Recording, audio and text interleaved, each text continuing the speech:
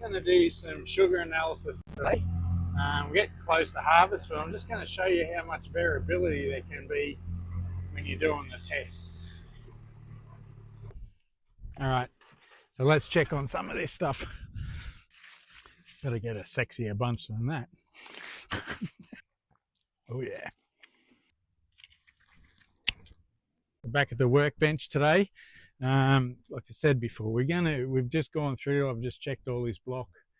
What I'm going to talk about is a bit of vineyard variability when you're doing Brix sampling. It's that time of year. Just this block is about an acre. It's about 20 odd rows. So if you're going to sample this block for lab analysis, you'd go every say fourth or fifth row. You'd walk up and down the row. You'd take samples, berry samples from the front of the bunch, the back of the bunch, the bottom of the bunch, and the top of the bunch.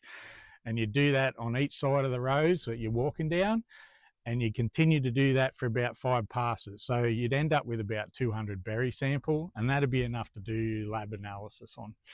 I'm just going to show you in a second the variability between the top of this hill and the bottom of this hill, and it's quite scary about the amount of Brix difference there actually is. Okay, so I've got a handheld refractometer. They're kind of accurate, pretty accurate I should say, but obviously the more sample you get, the more accurate your Brix analysis. These things are quite easy to use. You try to squeeze the berry, get enough juice out without pulling all the pulp out of the berry itself. I'm not being secretive. These things don't like light directly going into them, so we're going to just get a test. So we got a 24.7 Brix off that berry. Okay. This bunch is from the bottom of the hill. We've got a bit of seed in there. And we're going to do another test here. 14.3. That's just going to show an example of what kind of vineyard variability you can get just in 1 acre.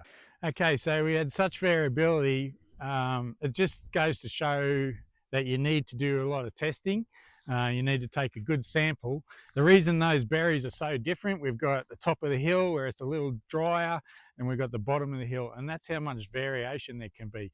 Obviously it's only one berry, but yeah, it just goes to show about how you have to take more samples to get a much more accurate measure.